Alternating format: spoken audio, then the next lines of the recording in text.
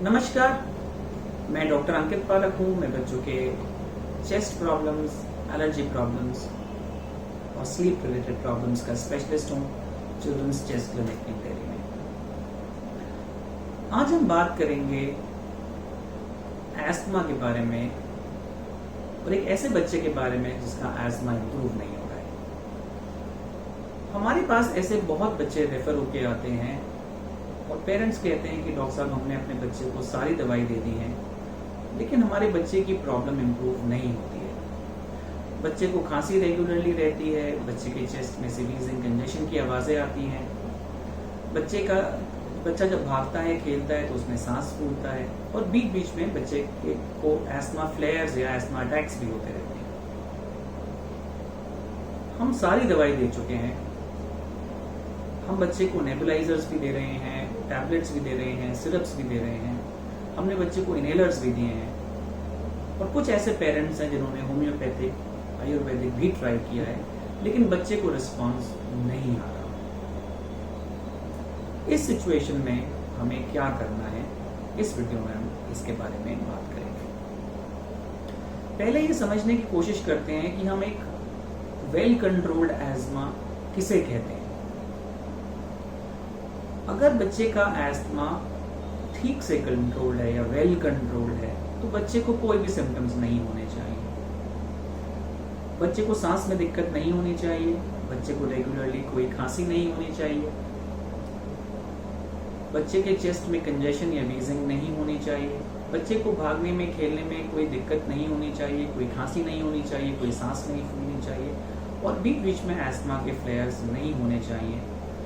बच्चे को additional bronchodilators की जरूरत नेबुलाइजर फॉर्म में या इनहेलर फॉर्म में नहीं होनी चाहिए और बच्चे को स्टेरॉइड्स या ओरल स्टेरॉइड्स की आवश्यकता नहीं पड़नी चाहिए।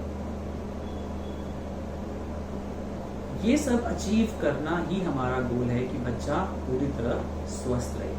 तो अगर बच्चा वेल कंट्रोल्ड नहीं है तो हम क्या करें?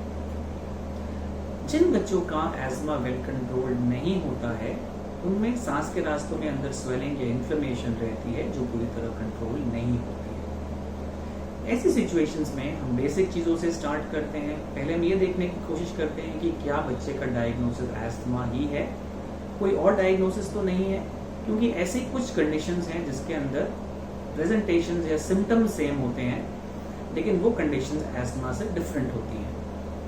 ये condition cystic fibrosis, aspergillosis, ciliary dyskinesia, कुछ इस तरह की सिचुएशंस होती हैं जो एस्थमा से डिफरेंट है।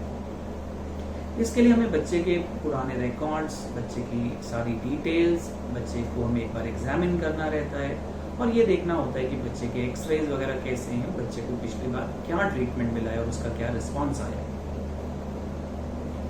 इसके बाद यूजुअली हम एक लंग फंक्शन टेस्ट करते हैं देखने के लिए कि बच्चे के सांस के रास्तों में कितनी रुकावट है और इस लंग फंक्शन से हमें काफ़ी अच्छा आइडिया लग जाता है कि बच्चे को एस्थमा वाली दिक्कत ही है या कोई और प्रॉब्लम।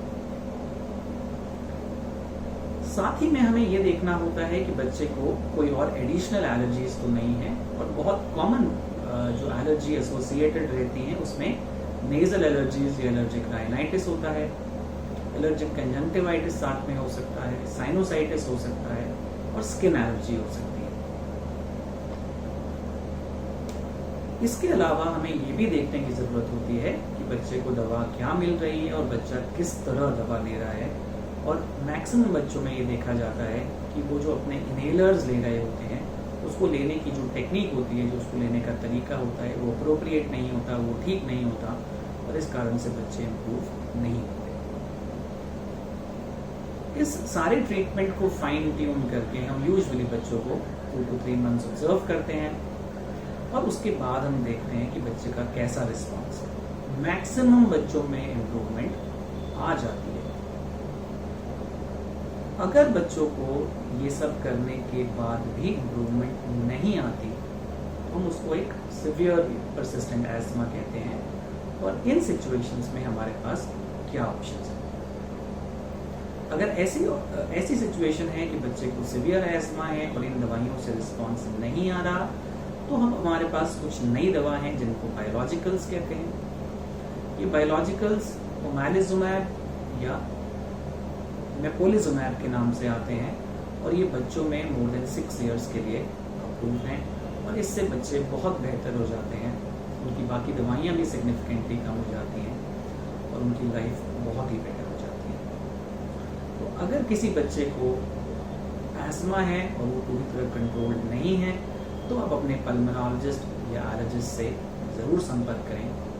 ज़्यादा जानकारी के लिए हमारी वेबसाइट ankitbharat.com पे